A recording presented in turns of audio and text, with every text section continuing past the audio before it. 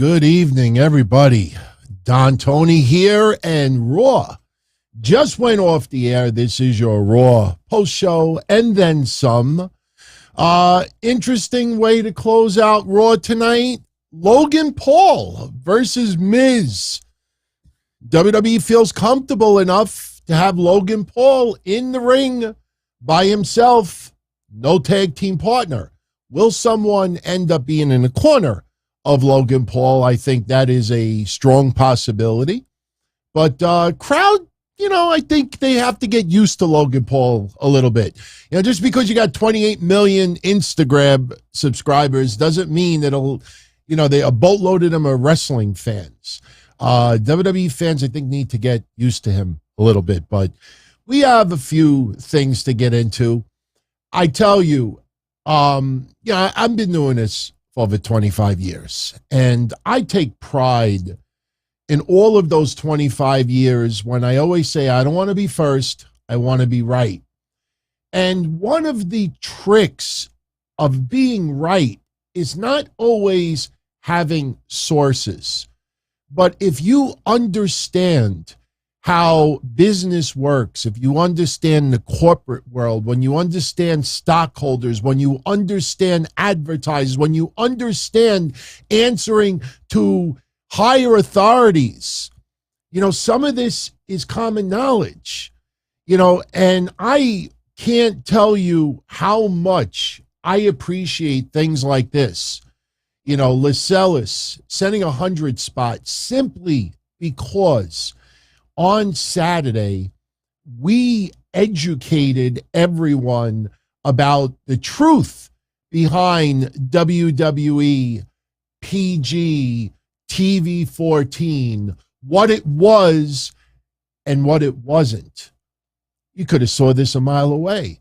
And I had someone send me a really nice DM tonight, somebody who I really respect in wrestling, like, dude, nobody fucking ever gives you credit for over and over and over nailing this.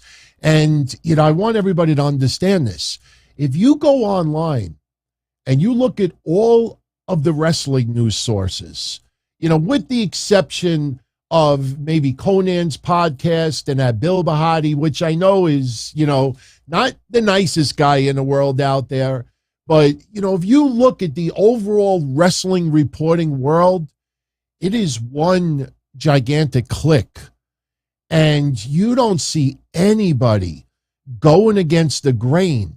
If somebody says that this is black, most of those people will not say, no, this is white.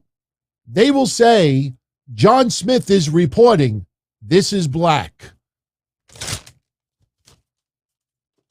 That's why you had no outrage about what went down tonight. I watched media outlets. I watched non-wrestling websites. I watched tons and tons of people.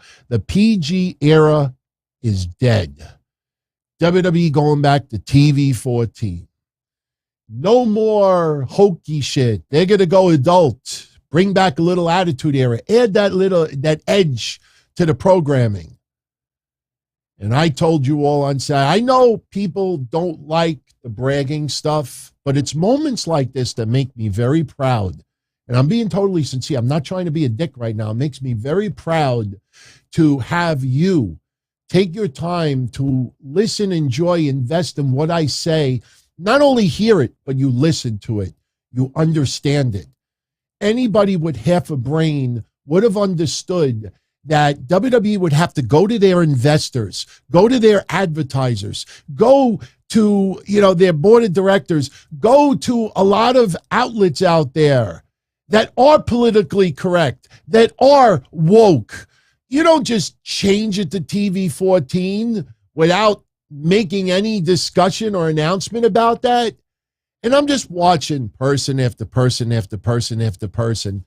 And I'm like, oh my God, these people are in for such a fucking rude awakening on Monday, July 18th, when that goddamn intro for Raw happens tonight, and you get this, PG. Remember I said Saturday, pay attention to the letters underneath the rating. It will give you an idea of what is in store for the night. It was PG all along. Now, for any of you out there that did not check out Saturday's edition of the Don Tony Show, that is one of the episodes you will remember it for a long time, because everything we've been saying about the scenario with Edge came to roost tonight. And next week, the final Edge cryptic video should be Judgment Day on the screen. The only question is, will Edge join forces with Rey Mysterio at SummerSlam to take on the Judgment Day? Could that happen? Not only that, the PG rating, the Sasha Banks discussion. Oh my God.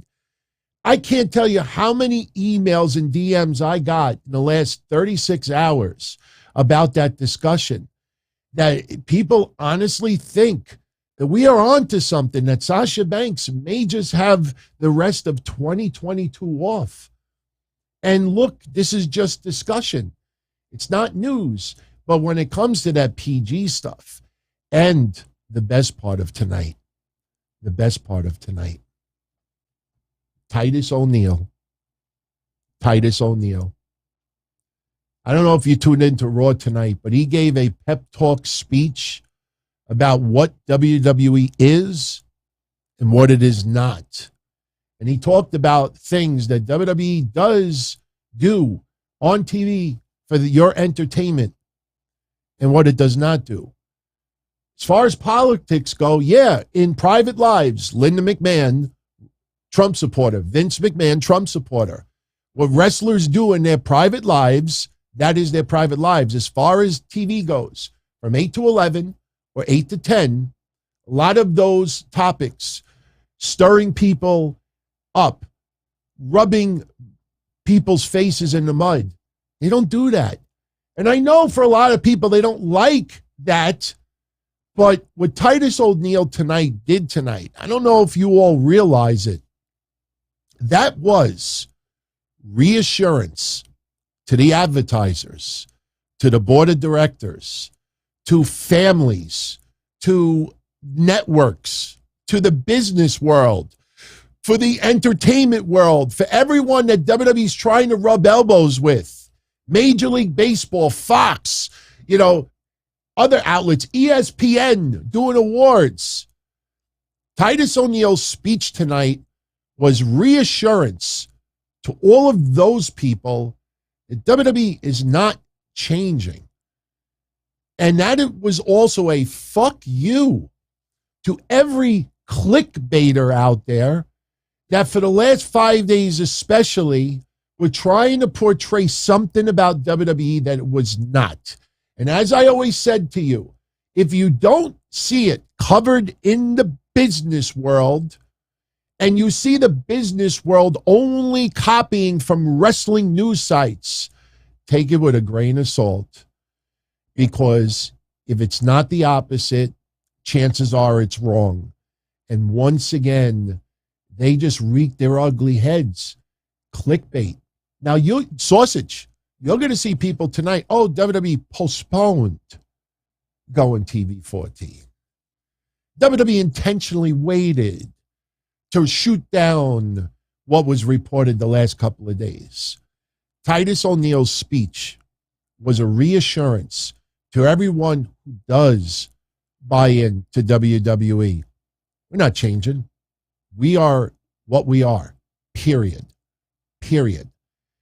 What happens with TV 14?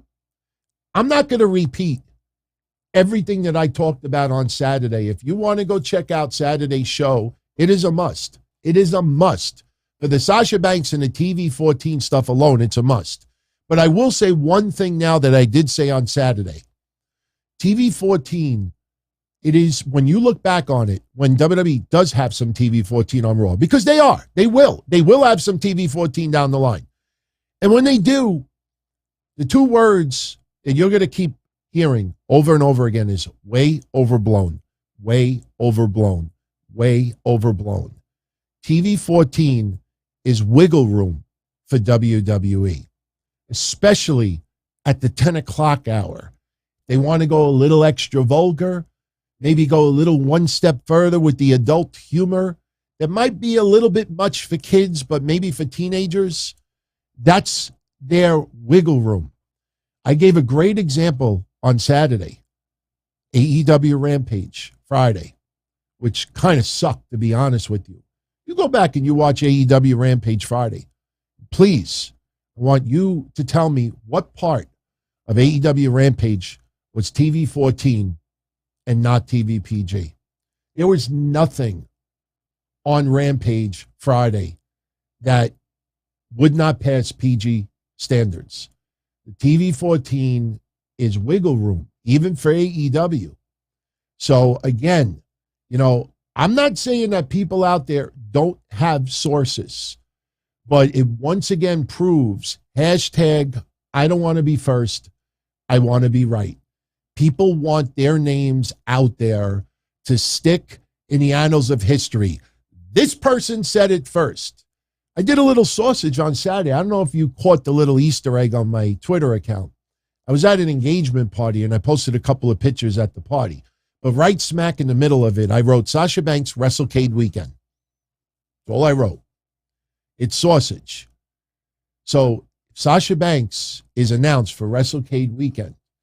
Do you think all these people out there are going to say, Don Tony, he posted it back on July 16th. He was the one. No, I didn't post it because of that. But people are too concerned. And let me tell you something. I don't give a fuck if people give us credit or not. As long as you invest and enjoy what I do this for you. I don't do this for acknowledgement from those fucks out there. And a lot of them work their ass off. I have respect for a lot of them, but a lot of them don't have respect for me. They don't have respect for you. And every time they do a clickbait headline thumbnail with giant things that is not 100% sure, these people are trying to get your attention. Read my article, listen to my podcast, watch my video, click on me. I need you to click on me. You have to click on me. And to make sure that you do click on me, I'm going to lie to you. I'm going to exaggerate to you. I'm going to post things on titles that aren't 100%. Even after we knew the night of Money in the Bank, I think it was, even though we knew that night that this was Edge, and you saw the little Easter eggs. Even last week, you have some of these places, hey, he's not alone. He's bringing Bray Wyatt with him. He's not alone. He's not alone. Because if they just say, oh, it's Edge, 1,000 places have said the same thing. Why would you click on their stuff? And then to get around it, Ric Flair is teasing that a WWE wrestler will fight him on his last ever match. So 6 hours before the announcement, instead of waiting 6 hours to find out who it is, you see these jerk-offs online. 5 people who it could be in WWE. And you got Edge, you got Undertaker, you got Shawn Michaels, you got AJ Styles, and I'm like, why don't you just fucking wait 6 hours and see who it actually is? And then you realize I watched this shit for nothing. And as long as you all keep investing in those people, do not get mad when shit like this happens over and over and over and over.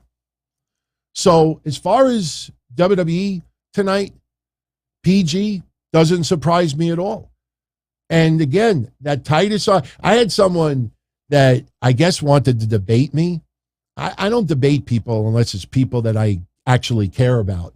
But, I wrote that online about the Titus O'Neil thing. This was not a rhetorical question.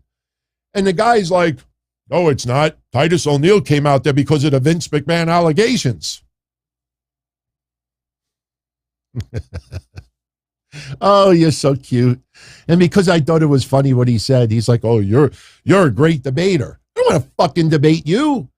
You got a nice rack and I'm single. That's a different story. I don't want to debate you. I don't even know who the fuck you are. I don't give a shit about you. I give a shit about you.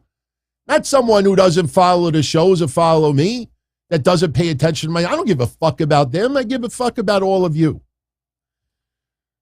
Oh, you go to my Twitter, @DonTonyD. You'll see the Matarazzi. Somebody doesn't even know what the shows are.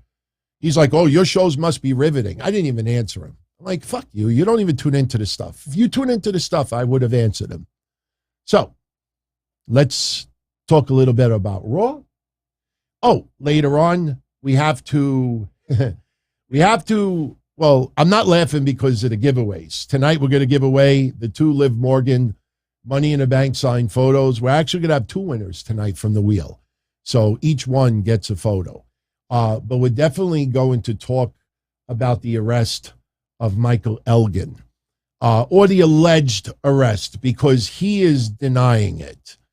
And we'll save that to the end of the show, because I don't know how many of you out there are actually going to be interested in this show, but there's 2 things about this that doesn't pass the Don Tony smell test. It doesn't. Michael Elgin, nothing against you personally, brother. But when you got to type 4 fucking pages to say to everyone that I didn't get arrested, I didn't do anything wrong, the more you type, the more you sound guilty. So, but we'll talk about Mr. Elgin a little bit later. All right. In no particular order, let's talk about the latest Edge cryptic video. Got another one tonight, and this one, a couple of more Easter eggs. I want to make it clear, just because they showed the Rey Mysterio mask, that is not that Edge is disliking Rey Mysterio at the moment. This is about Edge's history. So I want to make that clear. Trust me, I think Edge has a lot of love for Eddie Guerrero. Edge has a lot of love for The Undertaker. Just because you're seeing people or, items, to represent these people doesn't mean that Edge is looking out to get rid of all of them. So when you saw the mask tonight, that is Edge's history with Rey Mysterio. When you saw the Seth Rollins, him walking by and stepping on the photo of Seth Rollins, we just had that beautiful match that they had in Saudi Arabia. And they killed it that night. So that is why you saw the Seth Rollins. Hell, we even got a little quick screenshot of the Undertaker's urn. So all of these little teasers, and then the last one was him writing in blood, I am coming to. Where is to? Madison Square Garden?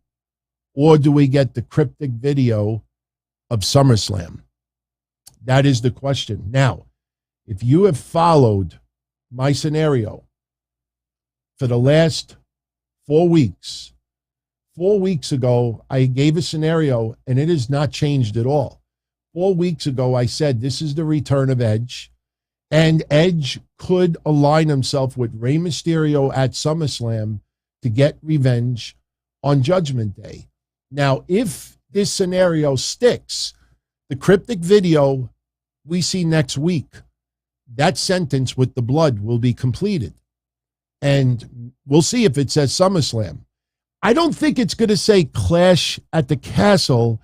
That's an awful lot of blood to be spelling. Plus, it probably would take him 5 minutes to do unless it's already written. Could it be Raw? Yeah, it could be Raw. It's either Raw or SummerSlam, period. And the question is, do we see the Judgment Day as the last little clip on the cryptic video? Now, next week is the 20-year anniversary celebration of Rey Mysterio's WWE debut, July 25th, 2002, against Chavito, I believe. Next week in Madison Square. Now, remember, Madison Square Garden next week, the Mecca, where people in wrestling, it's their bucket list to perform at Madison Square Garden. So I think the chance of Edge appearing goes up a little bit next week, being Madison Square Garden. But in addition of the celebration for the Mysterios, the Mysterios are going to be taking on the Judgment Day next week, Edge and Finn Balor. Now, if you missed Raw tonight, we had a little bit of progression in the storyline with regards to Judgment Day and Dominic Mysterio. And basically, to summarize it is, first, the Judgment Day, they boast about what happened last week. Damian Priest says that the only reason why they did not attack Dominic last week is because he is convinced that Dominic will join the Judgment Day. And he guaranteed that before tonight's Raw is over, Dominic will join the Judgment Day. And Damian Priest was right, sort of. Damian Priest had a match against Rey Mysterio. Finn Balor, towards the end of the match, tried to get involved. Dominic pulls him off of the mat. Finn Balor attacks Dominic a little bit, but ultimately Damian Priest, with the razor's edge on Rey, pins him. After the match is over, he attacks Rey. Finn Balor attacks Rey, and Rey is out. And they're setting up a concerto. And basically they told Dominic, if you don't join the Judgment Day, we're going to end your dad right now. So Dominic gets in the ring, and Dominic says, all right, I'll join the Judgment Day. And he joins. So Damian Priest looks at him and he's like, oh, so now you want to join the Judgment Day? No, it doesn't work that way. And they lay out Dominic and they lay out Rey. They ultimately get out of Dodge. But later on, and Corey Graves started it and Damian Priest added to it later on, they said that, no, you were only going to join Judgment Day because you wanted to save your dad. No, you want to join Judgment Day. You got to destroy your dad. Interesting twist. And Damian Priest and Finn Balor guarantee that next week the Mysterios are over. Now, the question is, do you think WWE would dare have Dominic turn on his father on the 20-year anniversary celebration? No. As much as it's tempting, I don't see that happening. I see next week being a legit celebration. If the scenario sticks of what we've been saying, what I think will happen is you'll have the Mysterios next week take on the Judgment Day. Towards the end of the match, something will show up on the Titantron, and it'll be the last cryptic video of Edge. And while they're in the ring, maybe even after the match is over, whatever it is, but while the Judgment Day are in the ring, that cryptic video is going to go on the Titantron, and it's going to be the final cryptic video, and you're going to see Judgment Day on that screen. You're going to see Finn Balor, Damian Priest, maybe with X's over them, whatever it is. And then you're going to see that last line filled. If it says Raw in blood, then Edge comes out and starts beating the shit out of Judgment Day on Raw. And that leads to SummerSlam. I think that makes more sense, because why would the Judgment Day agree to go to SummerSlam? Think about that for a minute. If Edge just says, I'm going to SummerSlam, in storyline, I know this is stupid, but you got to think about it. What if Judgment Day says, we don't have a match? Let's go out to TGI Fridays. You know, there's no guarantee that Judgment Day is going to be at SummerSlam. So it almost feels like Edge has to show up next week, attack, beat the shit out of Judgment Day. And then the Judgment Day later on, you know, want to get at Edge and Rey Mysterio. And then after SummerSlam, if you're going to have Dominic turn on Rey, he could go back and say, you chose Edge instead of your own flesh and blood to wrestle at SummerSlam, to get back at Judgment Day. They can always go back at that. So let's see what happens. Yeah, TGI Friday sounds pretty good right now. It does, actually. So 1 week we will know. Next week is the Raw go-home show before SummerSlam. But I liked it. It leads into next week really, really nicely. Now, next week, also, Roman Reigns will be on Raw. Big deal, Madison Square Garden. Raw is going to be pretty loaded next week. And remember what I said about the TV 14 thing. You're going to see TV 14. You're going to see it more than anything, more towards hour threes. 10 p.m. on. Where children are supposed to be in bed anyway. I know this is not 1959 anymore, but the idea is that, you know, the later the night goes, the more adult the content seems to get. I mean, you look at USA Network, sometimes we have Temptation Island. Sometimes didn't it air before Raw? So at 8 o'clock, you have TV 14 shit going on.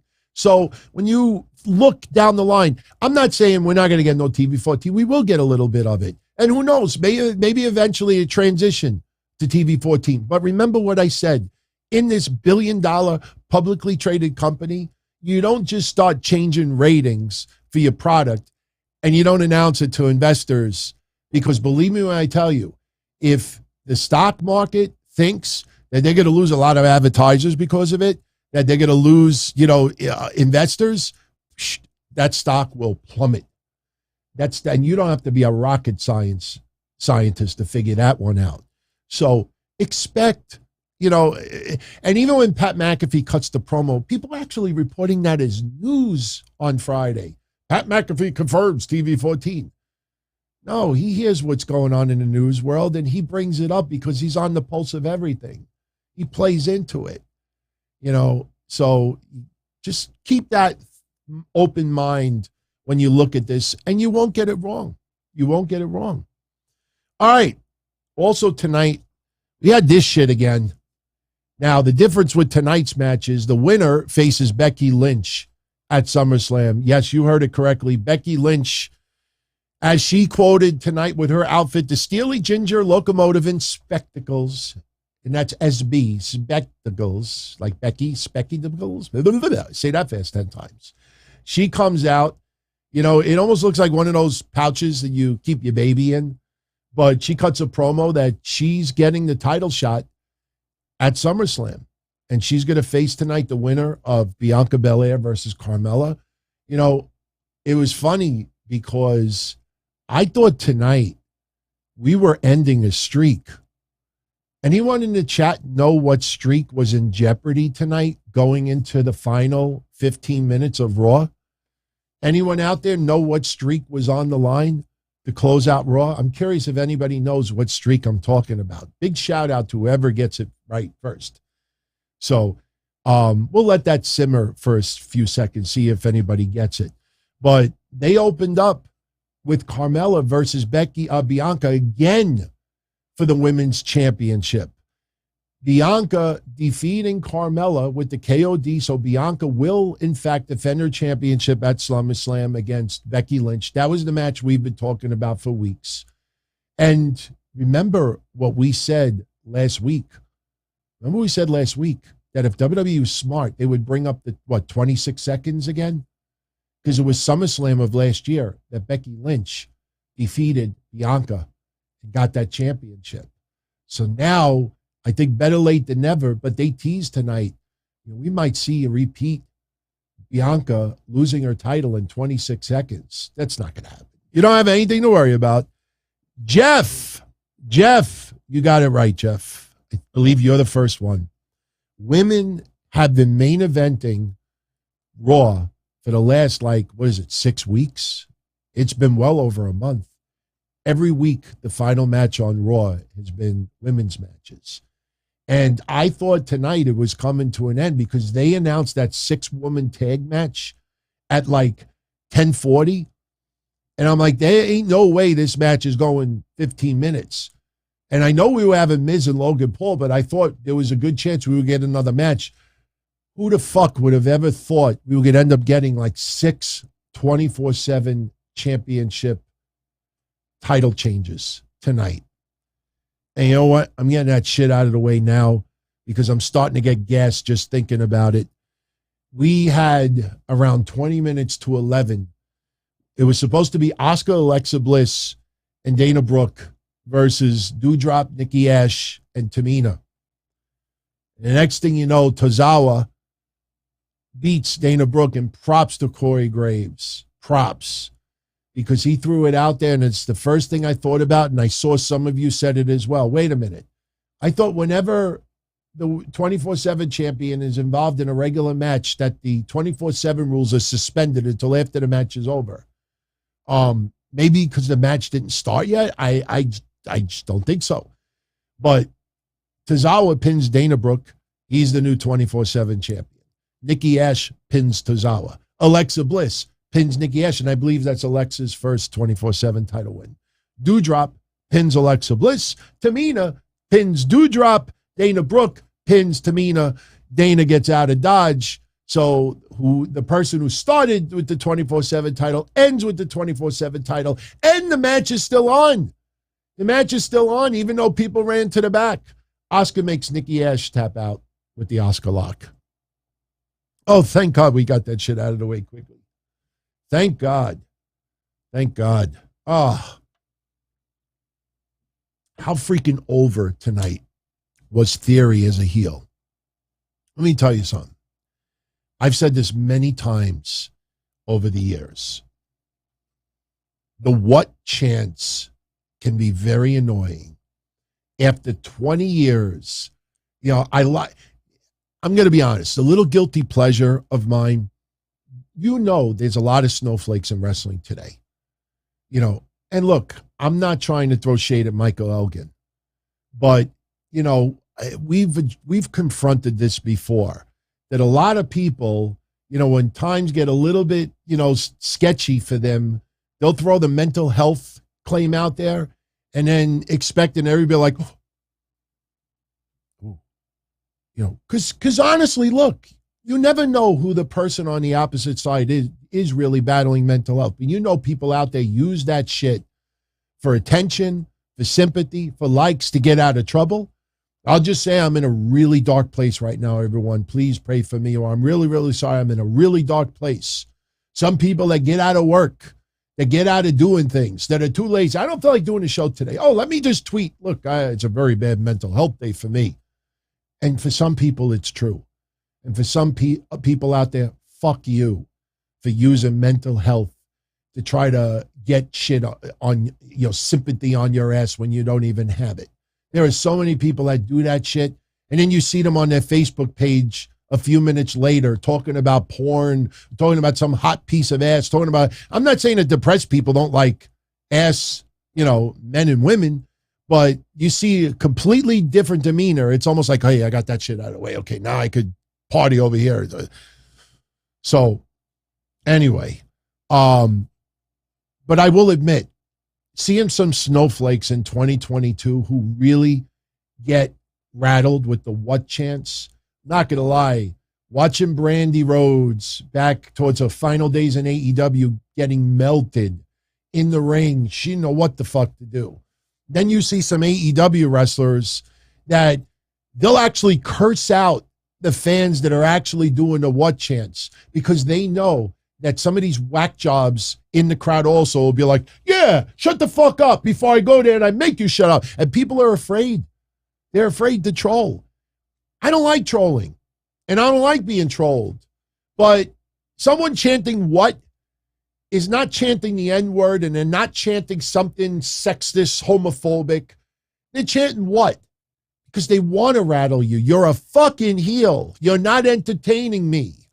You're not entertaining me. I don't like you. I want to fuck with you. If you're going to be a heel on TV, if you're going to put down the local town, if you're going to put down fans and say, oh, you ate too much, you fat this, you this and that, well, guess what? The only retaliation that we have is what? We're not going to physically hit you. We're not going to throw things at you. We're not going to attack you in the parking lot, slash your tires. If you're going to be a character and put down the fans that want to retaliate, their only offense most of the time is what? And I saw Theory tonight get what chance? Like I haven't seen it in years. I mean, I have heard people get it. He got it tonight like no one I have seen in years. And I was entertained the fuck out of it. He, give him credit, ate it up, gave it back to the fans. He fed into it. And that guy, I think, was having the time of his life. He's like, these motherfuckers hate my guts. These motherfuckers don't want to stop. What? I loved it. I'm sick of the what chance. But sometimes beautiful. You do it to a snowflake that could bash the crowd, but you give it back and they melt and they curse you out because you could tell when someone's just being a heel and you could tell when someone's being a snowflake. We're not going to name any names who are snowflakes, but you can figure those people out. Theory handled it. Yes, Rob, Theory handled it like a rock star tonight. And he did a great job. And AJ Styles, AJ Styles said something tonight. Keep it in the back of your mind. I don't think it was a flub. Do you know what I'm talking about? Anyone? AJ Styles had a back and forth exchange with Theory before they had their match. We'll get to Ziggler in a minute. But, Theory's making fun of AJ being a grizzled veteran, making fun of his background. How many hillbillies in Georgia did you have to beat up to become a WWE superstar? AJ is proud where he came from. But AJ Styles said something to Theory tonight. I took notice. He pointed to the briefcase. And he said, I'm going to make a guarantee. And he talked about maybe Theory wins the U.S. title back at SummerSlam, which he's not. That maybe he cashes in at SummerSlam, which he's not. But AJ Styles said, me and a lot of other people on that roster, in that locker room, are coming after that. Think about that for a minute. Why would you say that? When is the briefcase ever on the line? He told Theory, I'm coming after that. So when everybody says, when do you think Theory will cash it in? Theory may end up losing that briefcase to someone in a match. I'm not saying that that's going to happen. But why would a wrestler say, I'm coming after that? And Theory would be like, my briefcase is not on the line. What are you talking about? Keep that in the back of your mind. Just saying. Keep it in the back of your mind. So, AJ Styles did have a match with Theory. Dolph Ziggler comes out once again. Dolph Ziggler, being a little neutral, didn't say anything tonight, but at one point during the match, Theory was outside the ring and he shoved Dolph Ziggler down. Big mistake. Because a few minutes later, Dolph Ziggler, with one of the best super kicks that I've seen in a long time, he connected with Theory, knocked his ass out. Theory could not respond to the 10 count. Theory is counted out. AJ Styles is the winner. After the match is over, AJ with the Styles Clash on Theory. So I liked it, but I didn't, because when we had Miz TV with Logan Paul later on, I was thinking to myself, I'm like, okay, why would AJ come out again? Like, they've been focusing a little too much on AJ Styles in Theory. Now, we just had this big program with Theory and AJ Styles on TV. Why would AJ Styles come out again to assist Logan Paul? It feels like they've moved on from AJ Styles and Miz. So when I saw this go down with AJ and Theory tonight, I said, oh, okay, this is going to be really interesting to see how they handle Miz and Logan Paul. And sure enough, we found out later on that Logan Paul will be taking on Miz one-on-one at SummerSlam. And again, you know that Ciampa is going to be in Miz's corner. We'll have some antics. We'll see if anybody comes out, to assist Logan Paul. I mean, whoever it is will probably segue to, Miz down the line. Who that person is, I don't know. I'm not really thinking about it right now. Yeah, poor Ciampa. I agree with you, Mike. I think Ciampa is probably going to get embarrassed a little bit at SummerSlam, but hey, anything is better than nothing right now, in my opinion. So, all right. We had tonight also, I'm looking at the matches. Okay. We're just going through them briefly. Some of it's out of place, some of it's not. We had the Street Profits cut a promo about the match coming up. We talked Saturday about Jeff Jarrett being a special guest referee. I don't like it.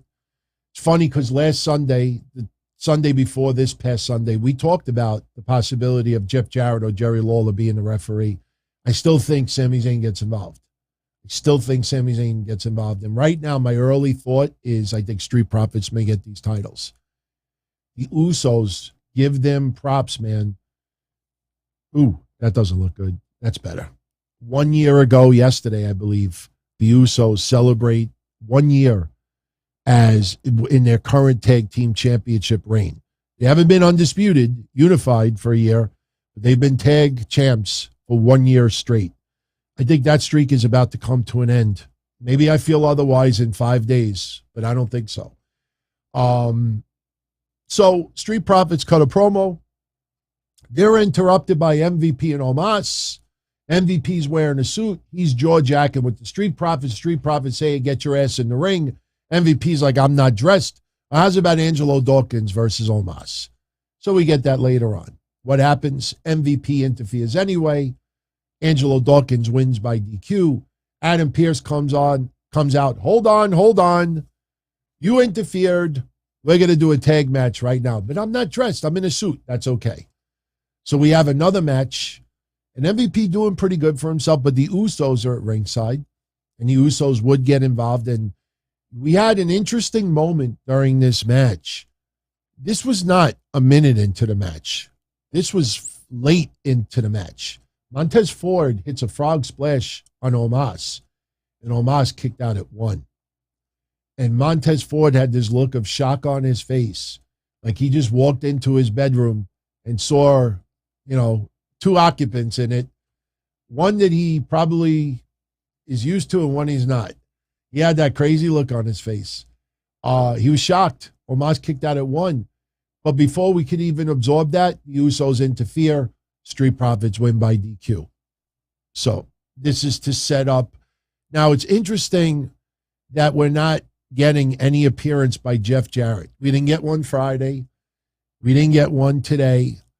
You would think enforcing a little bit of law and order beforehand. That's why I think Jeff Jarrett is going to get knocked out during that match. And I think Sami Zayn, who might be on commentary, just observing the match, or maybe he comes running down that rampway at SummerSlam. But, Jeff Jarrett, we got some Jarrett news later on. Woo! Give you a little hint.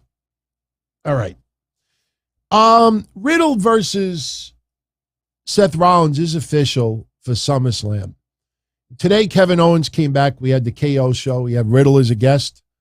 And Kevin Owens says that he took some time off to get some inner peace, that he got obsessed with Elias and Ezekiel, Elrod, whoever. And he said that, he's got some inner peace now. He's let that go. And he said while he was gone, he took more notice of Riddle, and he feels he should be more like Riddle. He's trying to get on Riddle's good side. He says that his best friend, Seth Rollins, betrayed him. And just like Riddle, he lost his best friend too. And KO offers himself to Riddle. He says, look, you lost your best friend. I lost my best friend. We could be bro KO. Bro KO. And the crowd likes it. Yeah, bro KO. Bro KO. And Riddle tells the crowd, hold on. You're a notorious liar, Kevin Owens. Stop putting down Randy.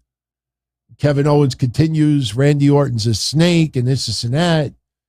And Riddle's like, stop talking about Randy like that. And here comes Seth Rollins.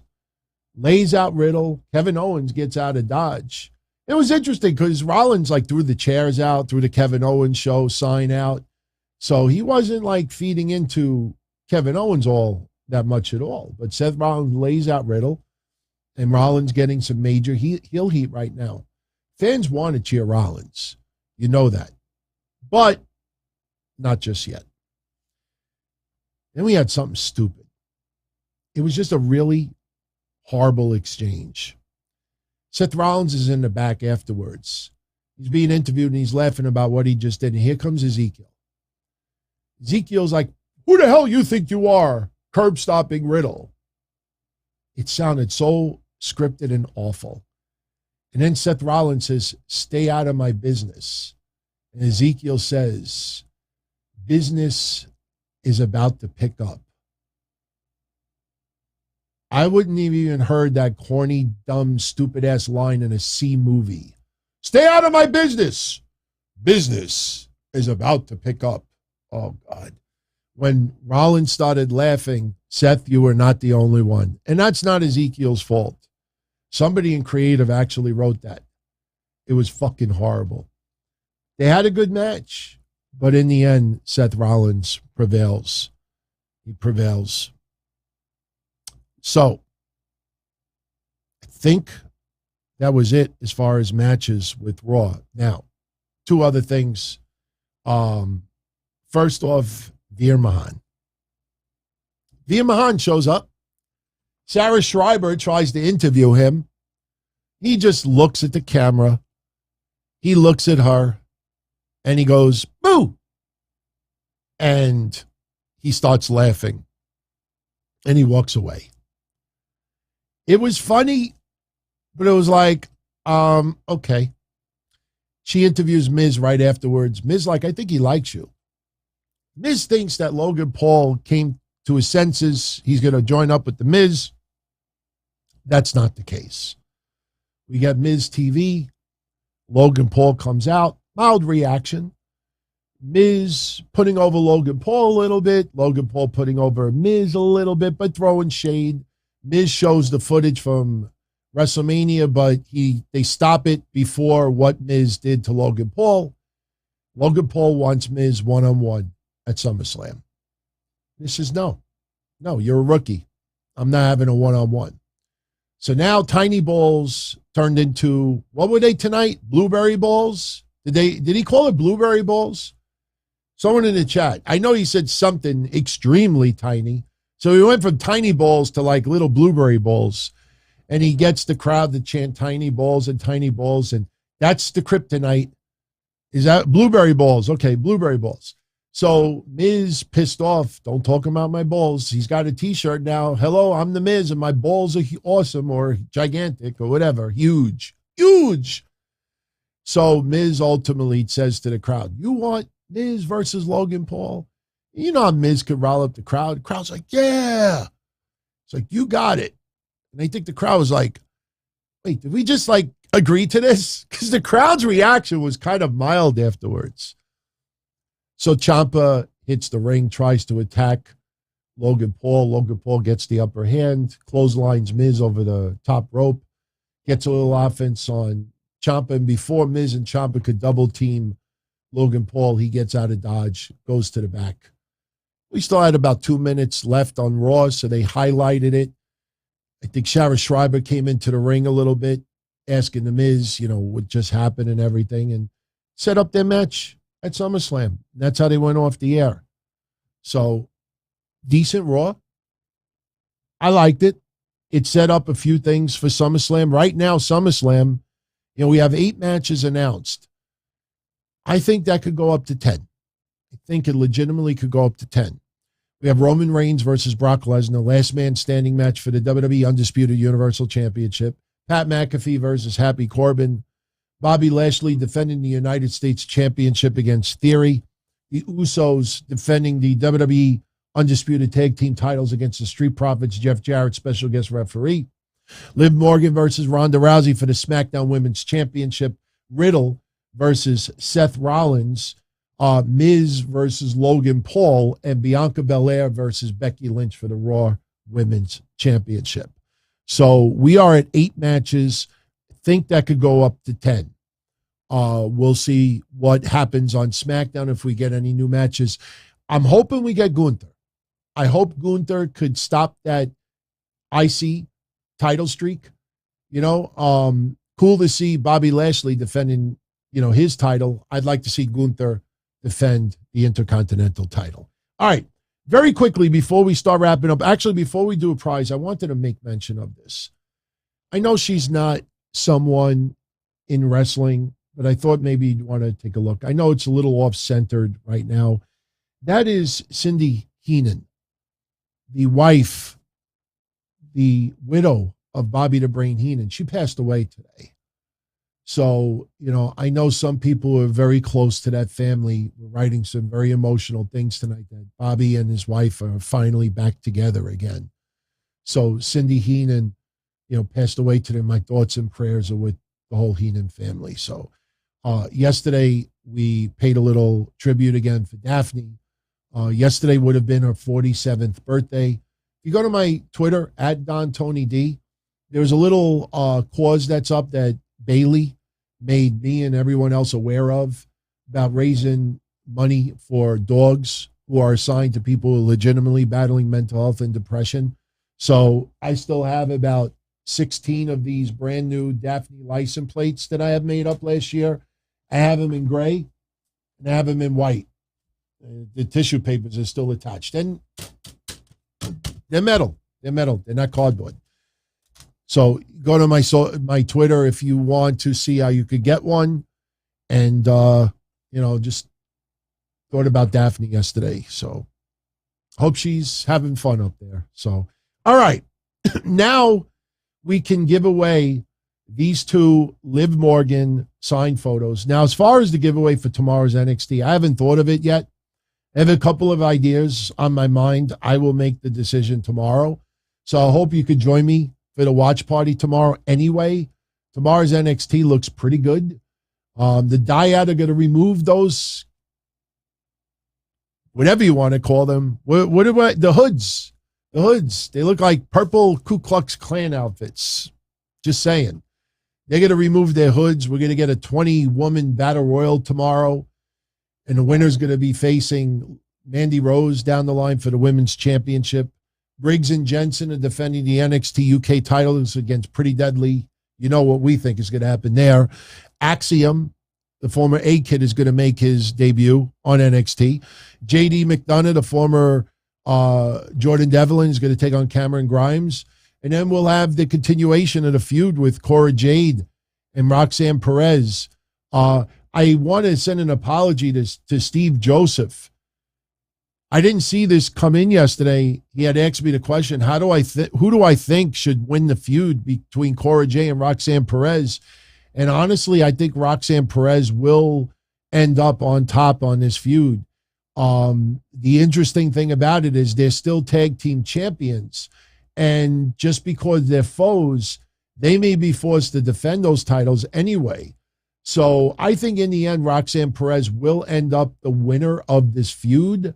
But I can't wait to see what Cora Jade, how she changes her outfits. I've talked about it last week. I've heard a couple of things being thrown around. And my, oh my, if she pulls off what she's going to do, you got a lot of people. If they weren't infatuated with Cora Jade before, they'll be infatuated with her now. If she wears, look, it's WWE programming. Even if NXT was TV program 14, she ain't coming out with what you think. But if she changes her do and changes a little bit, she's unrecognizable. I don't know. Again, I said the other day, I don't know if you've ever seen her Instagram. Go check out some of her photos there. So, another super chat that came in from King of Games. He enjoyed the Goldberg documentary. Really thinks he gets a bad rap. He's got to tell his story. Look, I talked about it yesterday on the sit down. By the way, great show with everybody last night. You know, what would have happened if Goldberg would have left WCW when it closed down in 2001? What would have happened if Goldberg was undefeated up until WCW's closing? At that time, a lot of people that did not grow up during the Monday Night Wars will never understand the phenomenon that was Goldberg. You can't watch videos later on and try to understand it. The feeling in the air, how you just look at the crowd and see how people lost their shit when he would just hit someone with a spear. I mean, you don't think that we've seen wrestlers after wrestlers hit people with spears back in the day? It just, the adrenaline was like no other. And especially since he was not a WWE guy and not a cartoon guy or not someone that is well known. He was a phenomenon. He was an unknown. They knew about his football career, and he was a man of very few words.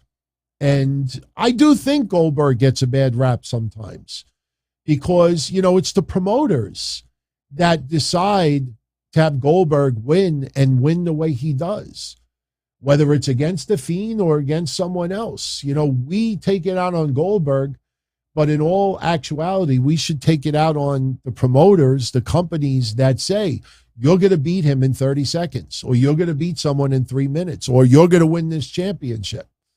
You know, people, I think, really give him a bad, rap with that. So, look, I'm a Goldberg fan.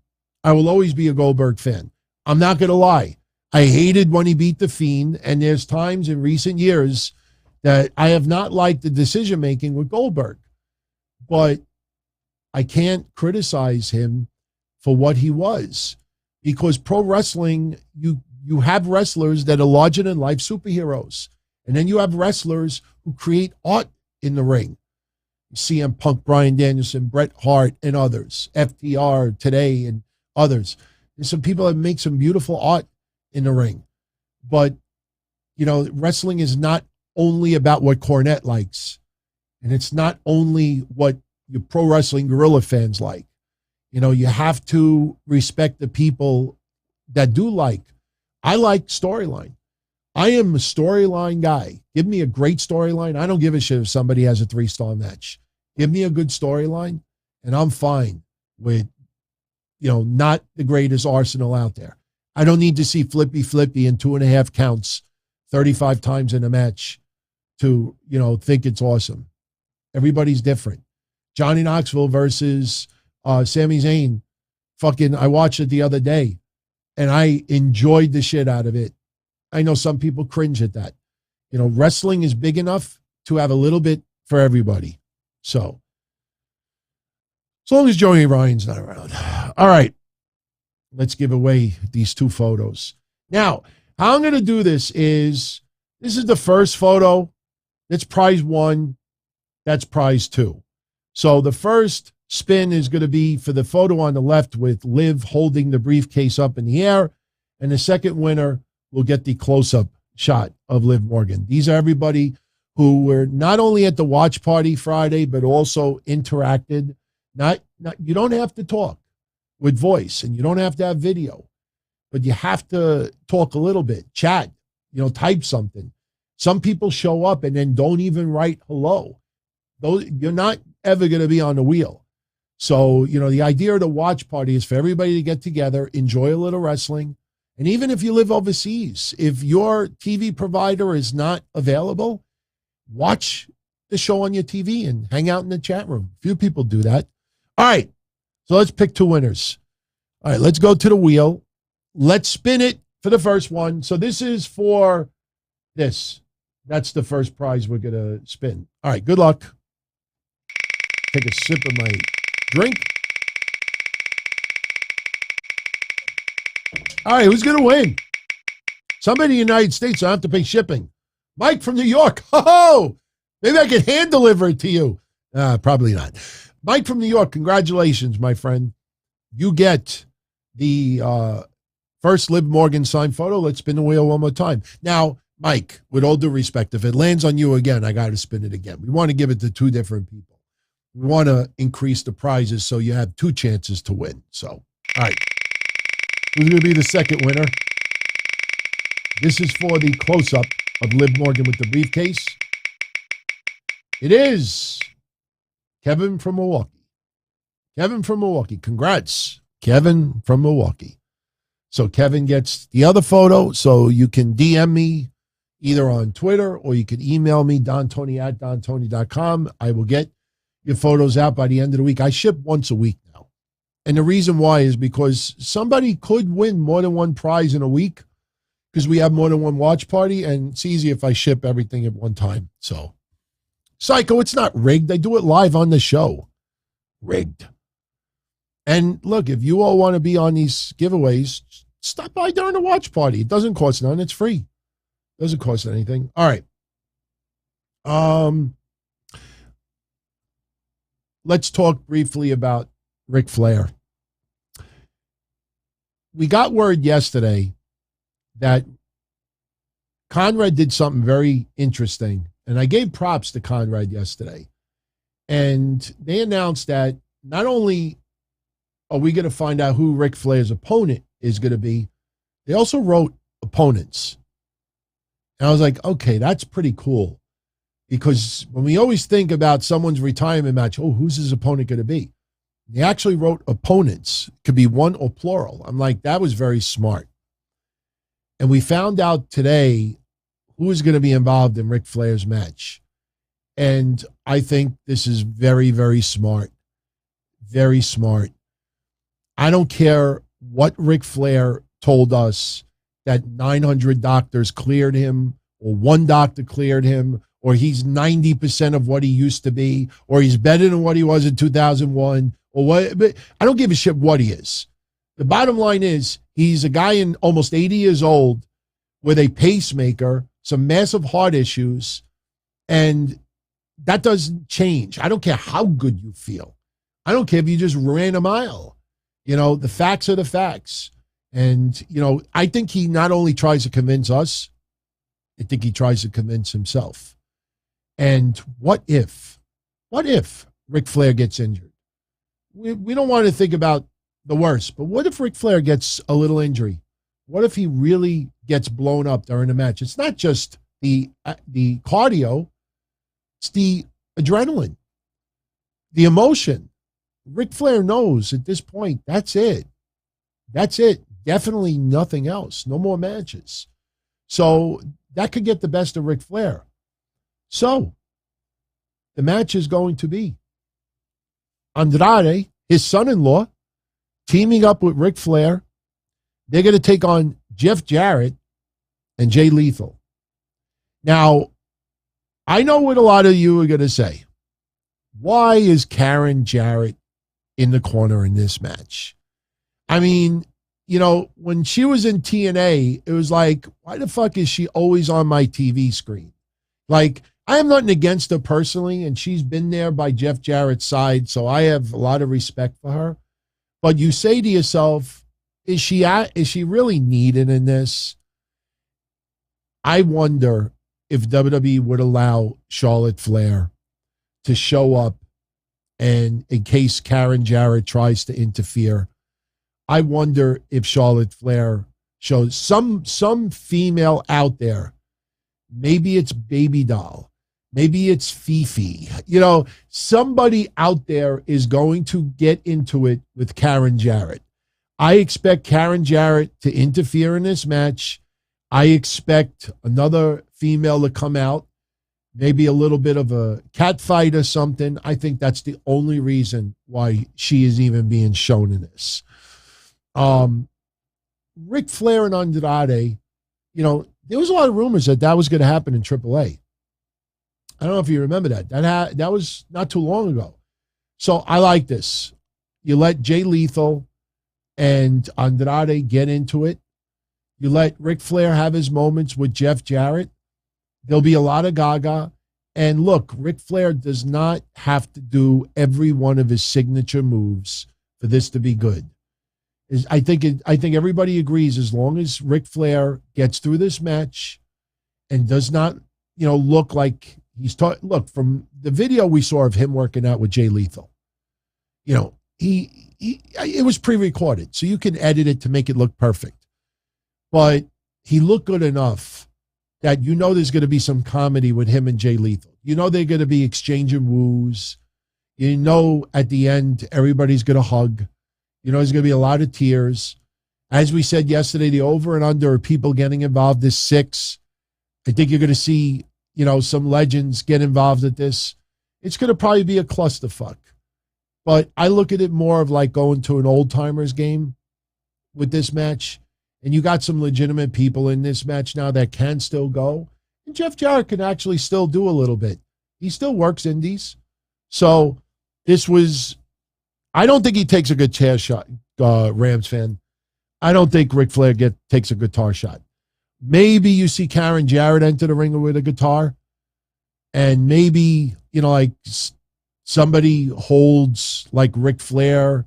And then, you know, maybe Jeff Jarrett holds Ric Flair. And Karen accidentally wails Jeff Jarrett with the guitar. I think we might see something like that. But very, very smart decision.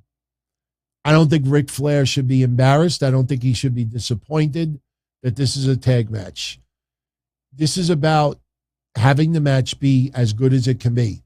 And if Jay Lethal and Andrade tear it up, Ric Flair could just do a little bit, that's all you can ask for. So I feel a lot better about this match now. Now, Wednesday, we'll get into the current card because they do have 9 matches announced and they're not done. And the card, I got to be honest with you, is really freaking solid. And someone had asked in the Q&A last week, you know, if I had a choice of spending money on the Ric Flair retirement event or Ring of Honor, Death Before Dishonor, I chose the Ring of Honor. And after looking at all the matches on the card, I think you'll agree with me too. So Wednesday, we'll get into the current card. We'll also do predictions Wednesday for Ring of Honor, Death Before Dishonor. I think the matches are decent. But again, I just can't financially get behind a promotion that has only had one event since April. And after this, there's no event scheduled. So Ring of Honor is only back in by name. And yes, the titles are on TV, but you could do that with any promotion. So, all right. Let's start bringing this home. First of all, few of you out there have been asking me, please, DT, go check out The Kiss with Chelsea Green and Mickie James on Impact. I saw it. I didn't think it was that big of a deal. I think it was just two women having some fun. It looked attractive, but, I don't think it gets the buzz.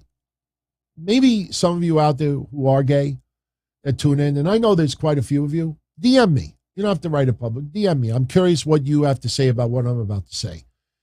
I think because they're two heterosexual women and one is married with children, Mickie James, and Chelsea Green just got married to Matt Cardona, that since they're not gay women, I don't think fans cared as much, that it was just something more. Look, over the years, we've seen male wrestlers who will force kiss a woman. Didn't we see Ric Flair? Didn't he try to kiss Becky Lynch not too long ago? So didn't he try to kiss somebody and they edited it out or something? We've seen that over the years. So now here's a woman doing it to another woman. I really didn't think it was that big of a deal. Yeah, Mike, they're not swingers. They're not swingers.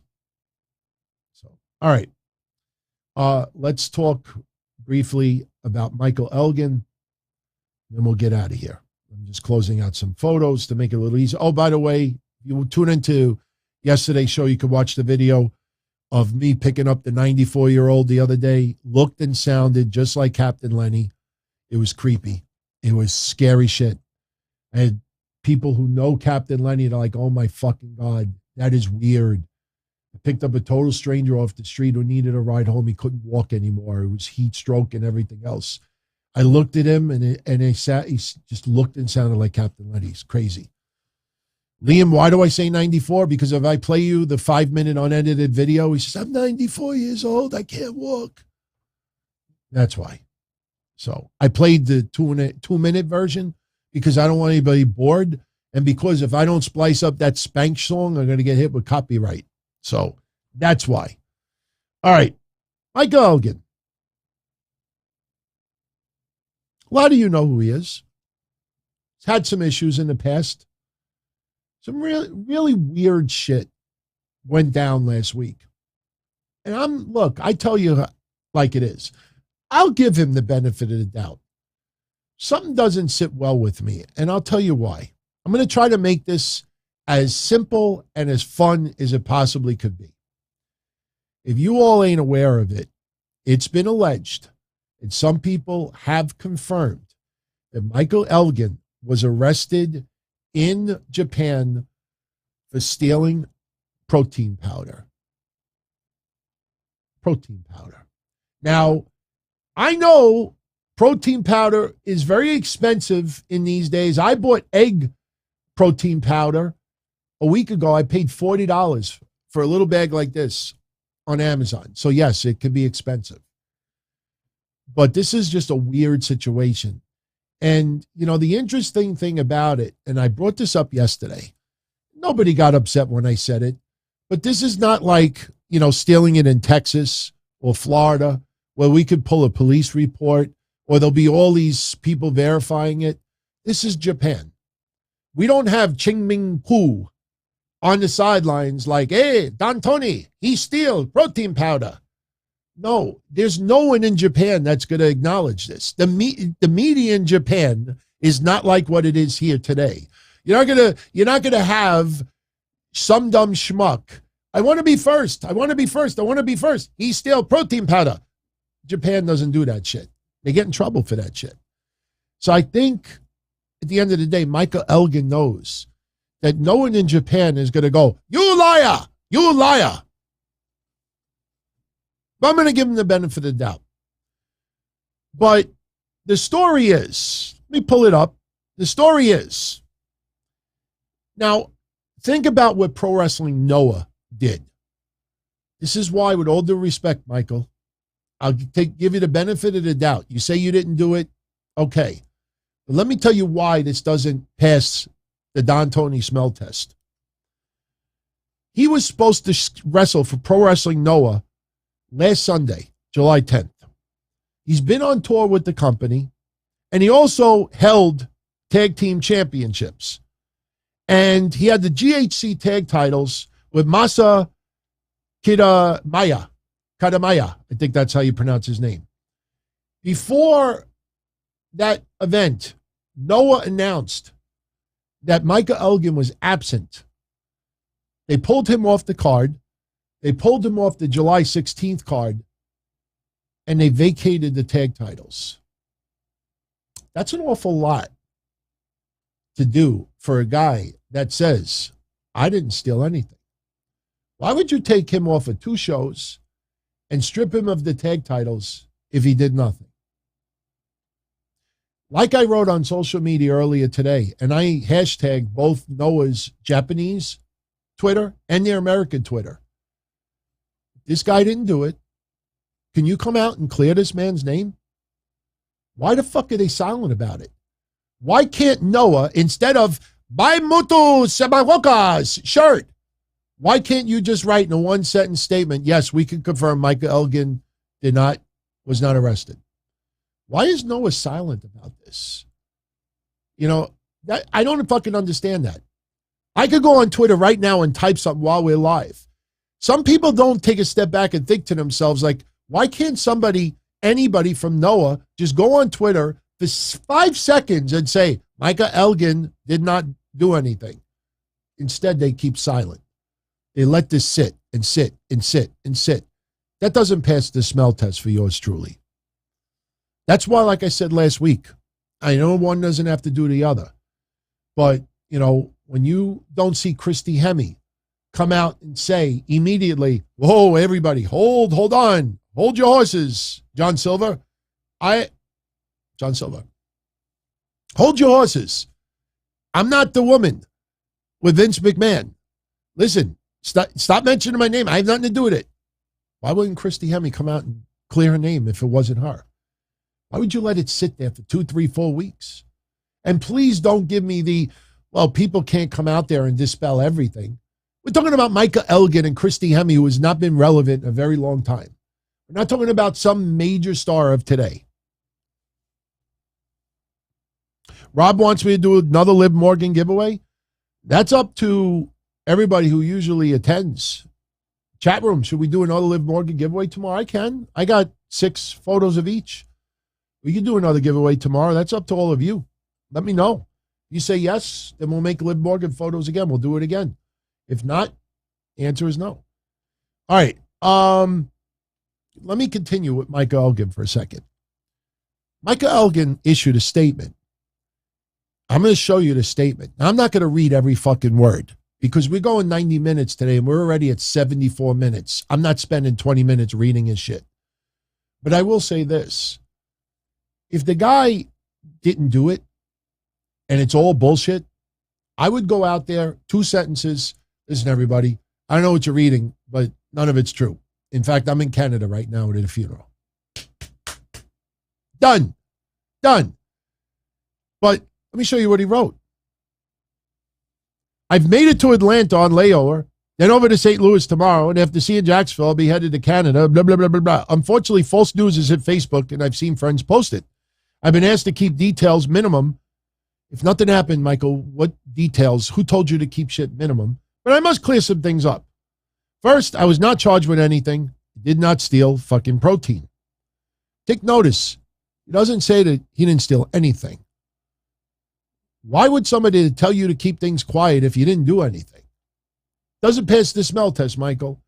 Let's start with the protein claim. How can anyone read this and actually believe it's true? When I travel to Japan, I pack 1 large bag with all my supplements, blah, blah, blah, blah, blah. Now, people have said I was arrested and detained and could be facing 5 years in prison unless the deal was made. Well, this is not a shot at the wrestler who got caught with cannabis in Japan. Matt Seidel. But with the system works there, if you're arrested at a crime and he gives you all this education about the legal system in Japan, If the investigation you're found guilty, you'll be detained for 2 additional months awaiting a trial where a deal could be made and blah, blah, blah. You know an awful lot about the fucking legal system, Mr. Elgin. Now, I was questioned about an issue. This did make me unable to let Noah know that I could not appear on 7/9 and 7/10. You'd be questioned to be gone for 2 days. Something's weird here. The policy in Japan is that they take everything and they don't let you contact anyone unless asking for a lawyer. You don't get a phone call. You do not get any of your belongings. I was asked and answered about an issue, and then they looked into it, and I was told I'm free to go. Then I reached out to Noah, but unfortunately the fact that I missed 2 shows and didn't contact them was completely on me, and I understand why I was removed from the 16th. Noah officials talked to me. I myself and the police officer explained the reason I was questioned, as well as the fact that I did nothing wrong, but the damage of missing the shows was already done. You mean to tell me after Noah supposedly spoke to a police officer and they questioned you for something you didn't do and you were cleared, that Noah would say anyway, no, you strip. Titus, you no longer wrestle for us. Next week, no wrestle.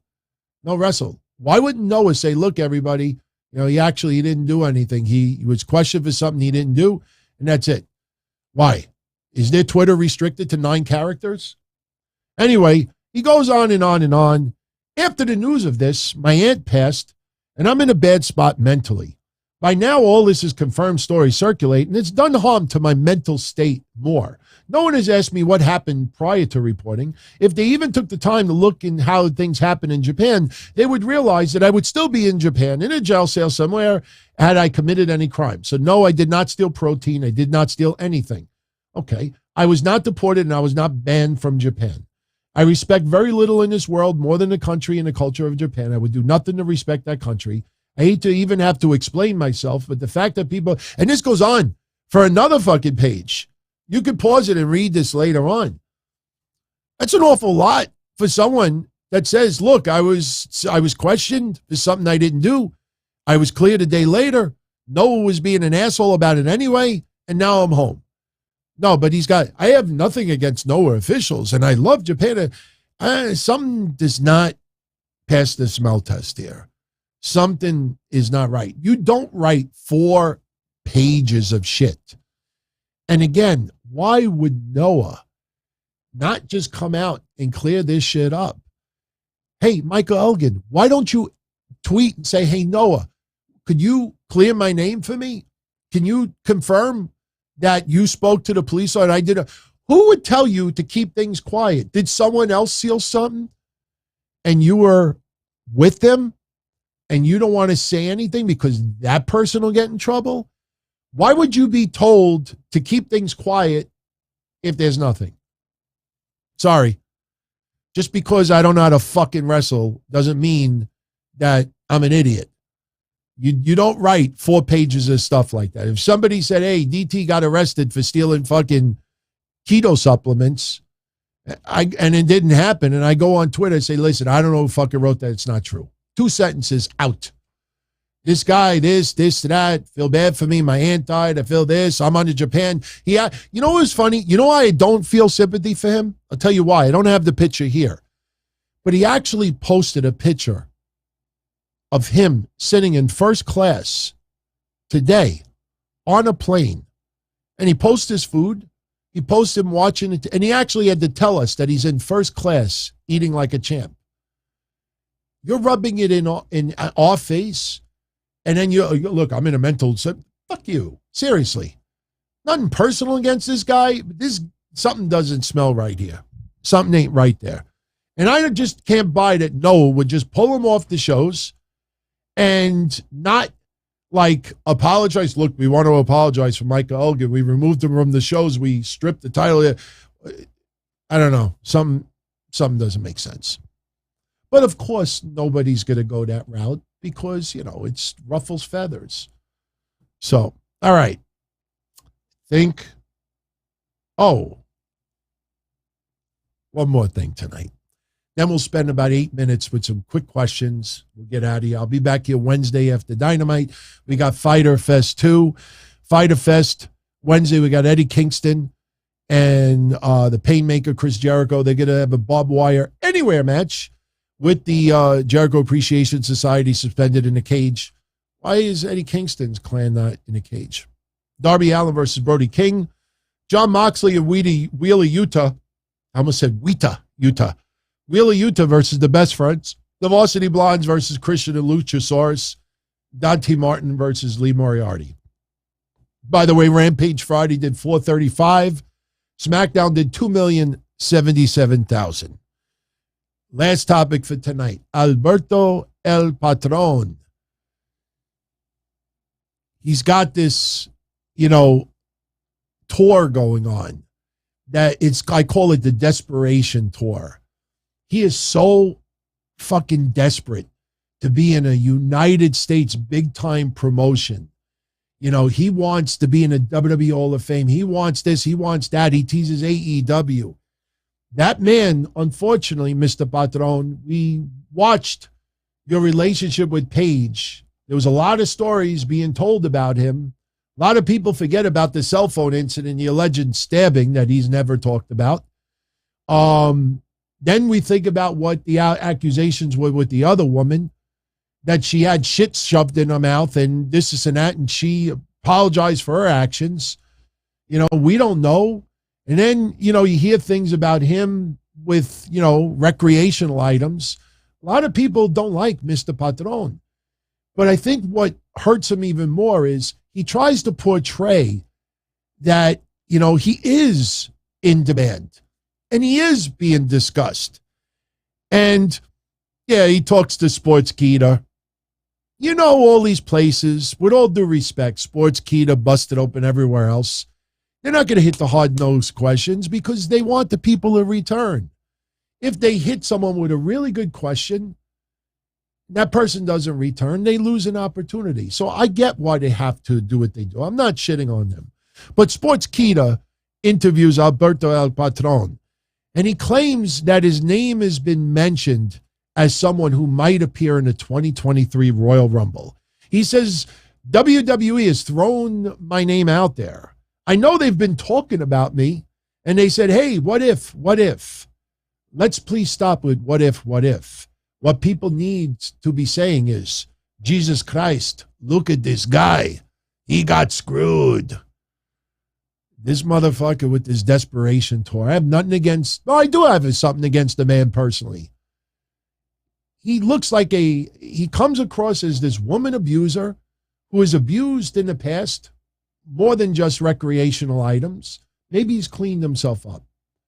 I think more people would respect him if he said, look, I used to have a drug problem. I used to be a little bit, because of the drugs, I used to be a little bit, questionable or a little bit nasty with my relationships. Remember. It was only a year and a half ago where he threatened blackmail on Paige. Do not mention my name, otherwise I'm going to expose this or expose that. I don't think a lot of people like this guy. And I honestly, could I see him appear in the Royal Rumble? Absolutely. The guy could wrestle. I'm not taking anything away with Alberto El Patron, Alberto Del Rio's wrestling ability. They're back once upon a time. I used to defend that motherfucker. I used to have debates with Kevin Castle about Alberto. I used to be a big fan of Alberto. But the man that I've seen over the years, there's an old saying, if it looks like a rat, sounds like a rat, smells like a rat, it's probably a rat. And I'm sorry, when he did that to Paige a year and a half ago, she's got a new relationship. She's got this, she's got that going on. Oh, don't mention my name. I'm going to do this. I will expose you for what you are. No, fuck you. The only Royal Rumble you should be in is for Texas, ribs and wrestling with fucking 5 people in attendance with a fucking bull, mechanical bull in the background. Just my opinion. A lot of people forget about those things. All right. We only got a couple of minutes left. If anybody has any major questions you need me to answer quickly, we'll do like a couple of quick rapid fires and I'm getting out of here. So if you want to see something funny, I can't play the clips. I do have some, what do they call it? At the end, when you make, when you film like, I'm drawing a blank. When you film bloopers. I filmed a bunch of commercials today for Pro Wrestling TV, and I have a big meeting on Thursday. Someone wants me to sponsor them. It's supposed to be a big deal. Keep your fingers crossed. But I had to record commercials today. So they told me what they wanted me to say. And they're like, look, if you want to add anything to it, yeah. So I took a bottle of wine out and I opened it up and I did a whole bunch, and I'm drinking wine and I'm this and that. The problem is I did 14 takes. I sent them all 14 takes. And after about 15, 20 minutes of recording commercials, I'm like, Pro Wrestling TV. And I took a picture and I hit a snapshot. In fact, this is earlier. Here, I'll show you really quick. This is one screenshot from earlier. I took a picture tonight. Where are you? Here you are. Here you are. Okay. This is from earlier today. You could see I'm still wearing the same shirt. That's from earlier today.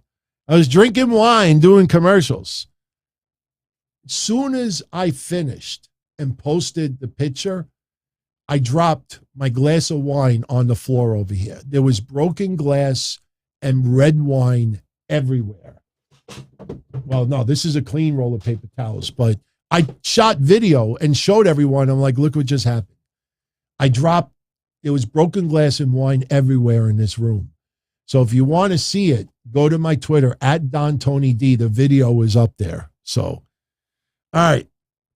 Do I have a health update on Rhea Ripley?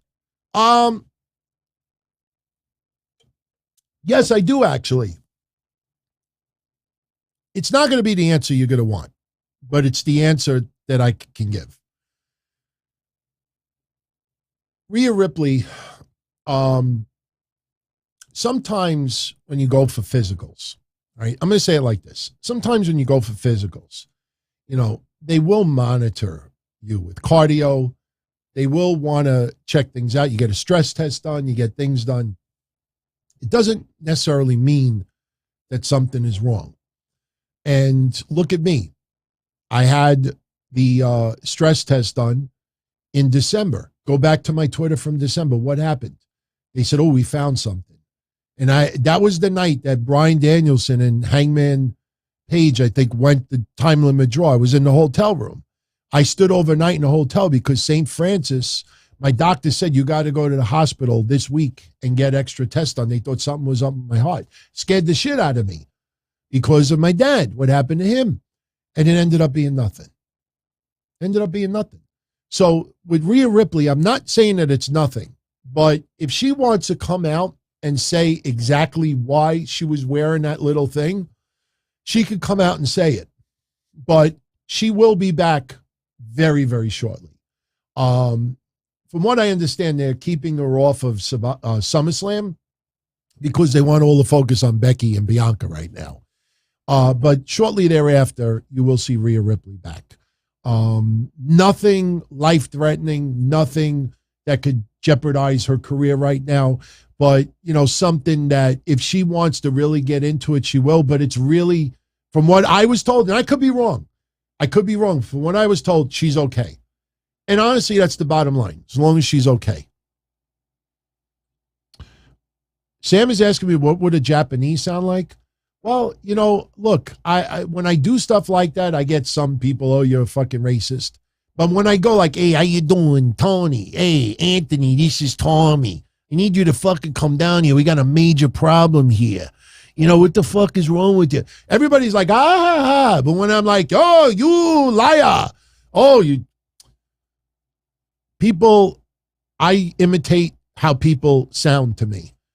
When someone with a southern accent, hi, Anthony, this is Calvin.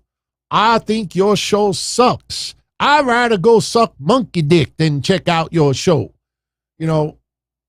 I just imitate it. It's not based on racist. It's or race, religion, or nationality. It's how they sound to me. Any health update on Big E? Yes, Gabriella. Yeah. Be worried. Be worried about Big E. I talked about this a week and a half ago. His bone is not calcifying, I think it is, as they hoped. They have to wait a year before they can determine what the next step is. The good news is he doesn't need surgery. Surgery would have put a very serious damper on his career. Could put his career in jeopardy. His career is still in jeopardy. But right now, the good news is surgery is not needed. The bad news is that the bone is, remember I said, it's not like a science fiction where the bone is going to just suddenly like recreate itself. It's not like this Terminator. It's like, no, it's, you can't force it. You can't speed it up. You could literally, he takes a lot of calcium. That does help. There's a few things that he's doing that could help it, but he's literally at the mercy of Mother Nature. So we pray, we hope a year from now we will have good progress, and we hope that man will be back in the ring. He did some work for WWE this week, and I believe he's going to be at SummerSlam evaluating some stars that they may sign, stars of tomorrow. But it's definitely so. Listen, people out there like, oh, great news on Big E. They don't know what the fuck they're talking about. It's his career is in jeopardy. It's a very, very serious thing, and only time will tell. But I'm hoping that he gets back in the ring. Edge returning with Bray ain't happening. Not happening. Why? I brought it up the other day. I showed you the graphic. Some AEW fan, street fight, this and that. Because AEW now, everybody's got to go through the table. Everybody's got to use thumbtacks. Everybody's got to use chairs and this and that. Everybody's got to bleed. No. Edge has got to be his lonesome person. Remember, he stabbed the fans in the back. He should come out, man on the desert island. I don't see Orton attacking Seth Rollins at Survivor Series, even though Seth Rollins said what he said. I don't think it makes sense. I think Randy Orton will be back. I still think we could very well see Randy Orton turn on Riddle. I think we may see a reuniting, maybe a hug, and then maybe Randy hits him with the RKO. What did I say after dropping that guy off that day? Watch the video. I said, have a good day. He's like, God bless you. I said, you take care. Be well. Whatever I said. That was it. I didn't see him after that. What has Triple H done since he said I'm back? He's working in the offices. He's evaluating talent for tomorrow. He's in the NIL program. They're doing something big for SummerSlam. He's working in the offices. He's doing a lot. It is a scaled back schedule because Triple H, it takes well over a year or two to even feel somewhat normal. My father had almost the same exact surgery a year before him. My father still, when he goes to Home Depot, has to sometimes sit down in the middle of the place and just sit for a few minutes. He gets shortness of breath, gets very lightheaded, gets very dizzy. So Triple H, it's not just the physical part, it's stress. So he's really had to scale back a little bit. So, when I was alone after I dropped off the guy, I could show you the footage. All I said is that if that 94-year-old was a 20-year-old chick wearing like some hot outfit or she was a nice I wouldn't have stopped the car because I would have just felt like this is like a bad story waiting to be covered on ABC. Like guy picks up girl, thinks he's taking her home, gets jumped by 5 people and shit like that. I don't like picking up strangers. That guy I just felt bad for. Do I see an Alexa Bliss heel turn coming soon, Roderick? No. She has the Lily doll still to sell merch, make some money. She's got some cool T-shirts. No need to turn her heel. She's doing good. She is a little bit on the sideline. Alexa Bliss is not one of the most talented wrestlers on that roster. There are limitations with Alexa Bliss. But, they will eventually, amp it up for her a little bit. Right now, no. Sam had a heart attack in 2018. He knows exactly what I was talking about. Yeah. It's something that takes years to even feel some type of normalcy.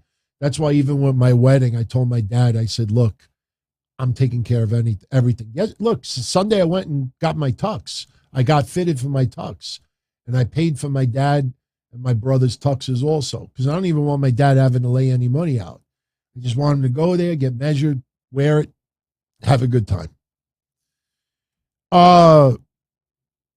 BJ, very loaded question considering that we're about to finish for tonight. Top 5 most recognizable wrestlers outside of wrestling. Actually, that's not a hard question. He says Hogan, Flair, Rock, Austin, Cena. I take Flair out of that equation. Wrestling fans, some non-wrestling fans would know who Ric Flair is, but a majority of people out there that never watched wrestling, they wouldn't know who Ric Flair is. It's not like he's been in tons and tons of movies like, hey, blah, blah, blah, Transformers 9 featuring Ric Flair. It's not like in a dirty old man like Jackass 5 and he's Dirty Grandpa or something. Ric Flair is not a household name outside of wrestling. So I would say Hogan, Flair, Rock, Austin, Cena. I don't know if I want to say Undertaker. Hogan, Rock, Austin, Cena. Boy, that's freaking hard. That is freaking hard. Jericho, believe me, if I went up to 50 elderly men and women right now and showed them a picture of Chris Jericho, they'd be like, who's that? I don't, Brock Lesnar, no. Batista, that's a good one. Definitely Batista. So many movies, Batista. Perfect answer, Batista. Macho Man has been deceased for quite some time. I think older people would still know who Macho Man is. But for today's day and age, Batista. Batista, for sure. Batista. That's a good one. That's a very good one. All right. We're a little over right now. Let's go 5 more minutes. Doesn't have to be exact. We could have 5 more minutes of fun. Good questions. I like questions where I know people will still continue to tune in, So, yeah, let's go 5 more minutes. No update on Jeff Hardy's rental car. I tell you, man, I'm not kidding. You know what? Maybe Wednesday I'll show you some screenshots of the emails I've sent to Florida. I had to sign a paper, how I was using this. I had to show ID. I had to, do all these things. I sent it. No response. Shit, I got hit for jury duty here in New York. I emailed them twice saying, look, can I get out of it? And I get no response either. Government sucks. No matter what state you live in, government sucks. Look, I even showed this. I don't know if you all saw this yesterday, but, we know Ivana Trump died. My family got invited to the funeral. My father's going tomorrow. He asked me and my brother if we wanted to go. I'm like, I got to work. I can't go to that. But, I posted it online. And I got about 15 really nasty emails. And I don't think any of them were from wrestling fans. They're like, fuck you and your family. The fact that you even got invited means that you fucking know Trump and fuck you. I just ignored it. Yeah. Yep. Yeah, that was the invite that my father got. Do I think MLW will ever get a TV deal? Major TV deal? No. MLW tries. The problem is, as Jim Cornette and Brian Last have very professionally done, their contracts are shit.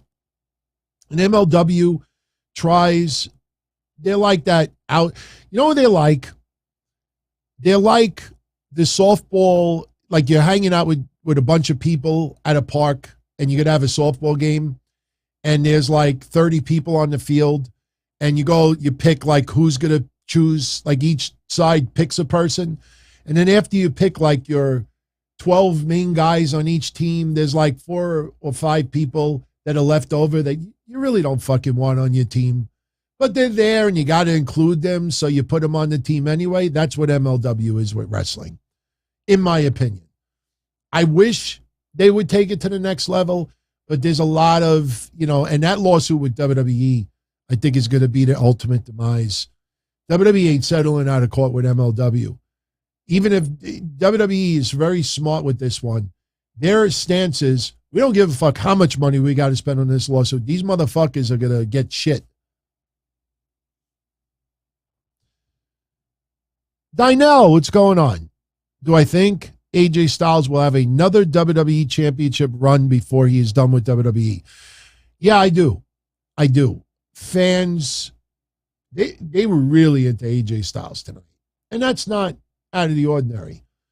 AJ Styles will have another run. Once the unified titles are no longer unified, and we have two heavyweight champions again, that will be the better scenario for AJ Styles. I do not see him as a unified champion, but I do see him as a heavyweight champion once those titles are no longer unified. Will they pull Tammy out of the Hall of Fame? I don't know. I don't know. It's really, because look, man, the Tammy situation is such a hard topic to discuss because, obviously she's got to pay for her actions. No question. But alcohol is a disease. Addiction, alcohol, it's chemical, mental addiction. You see people who you care about, like Jeff Hardy and some others. You may have friends and relatives who battle it. Then you have people that you despise who battle it, and then still drink and drive. And she's been given more opportunities than you can ask, more than any of us would have gotten. But the problem is alcoholism is a disease. And, it's such a hard, but she killed someone.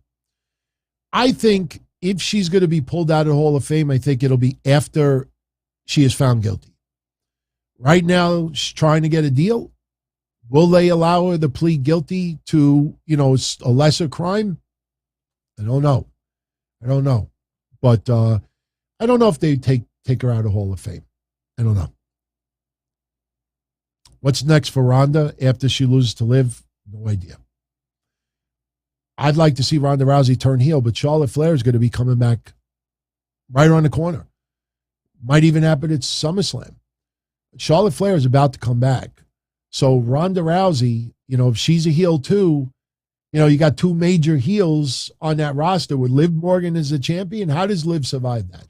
Seriously. If you go to the next pay-per-view with Liv versus Charlotte versus Ronda, what do? You have Ronda and Charlotte beat the shit out of each other and then Liv sneaks a victory. You might be able to get away with that on one pay-per-view, but not on a lot. Same thing with Becky Lynch. No idea after SummerSlam with Becky Lynch, but I don't see Becky Lynch winning. In fact, it'd be interesting if Bianca beat her in 26 seconds or short amount of time. I think we will get a scare, though. I think Becky will roll up Bianca right at the beginning of the match, and people are going to hold their breath. And the people on Twitter are going to over-exaggerate. Oh, my heart just stopped. So we'll probably see that in the match. Afterwards, someone will probably laugh at Becky, and then we'll see a feud continue. Maybe Bayley comes back. Maybe Bayley comes back on Raw. Maybe Naomi comes back. So there's a couple of things that could go down. And by the way, seriously, if you didn't check out this discussion the other day, this was so freaking solid. And could we bank on a 2023 return for Sasha Banks? I think it is very possible. It's not guaranteed. But that autograph signing she does for C2E2 is going to be really interesting because camera phones are going to be recording. And she's going to be hit with that question 10,000 times. So let's see what kind of answer she gives. Zombies, happy 6-month anniversary, my friend. This week marks the 10th anniversary of Raw 1000 and the start of Raw going 3 hours.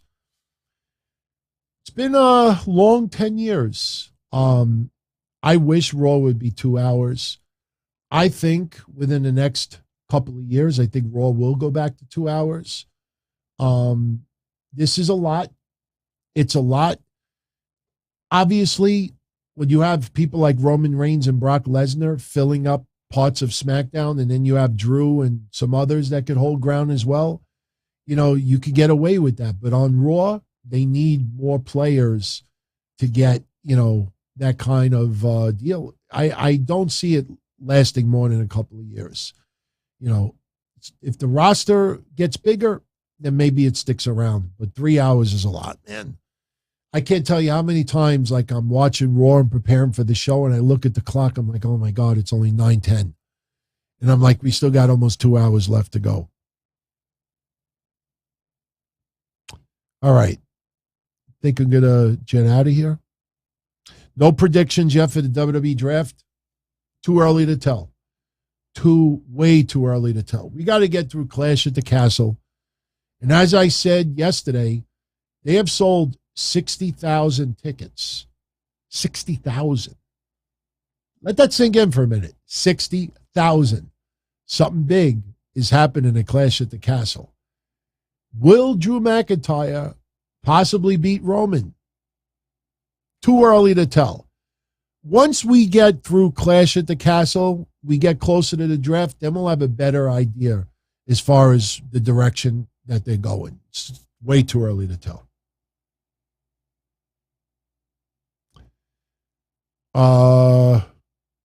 Any predictions for SummerSlam? Well, we'll do predictions. I think I might bring back Saturday morning again. You know what was funny? If you go check out Pro Wrestling TV, the Breakfast with Blassie intro was edited out because of one thing that was said on the show. And they're like, they asked me why I said it. And I told them. And it was no big deal. But the second intro we might have to use. But what I'm going to do is I'm going to post a poll tomorrow, and you all vote if you want Saturday morning or Saturday night. If people really don't want a Saturday morning, then, either I'll do a pre-recorded SummerSlam predictions. The problem is you really can't do predictions before Friday SmackDown next week because something could change right before SummerSlam.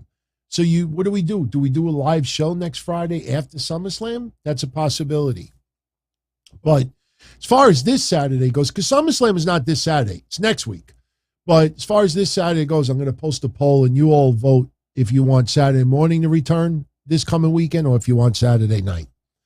So, all right, I'm going to jet out of here. We went quite a bit longer, but great night tonight as always. If you have any questions left over that you want me to answer, post it in the comment section. And, if you saw earlier, I responded to quite a few. And I'm not done. I got more to get into.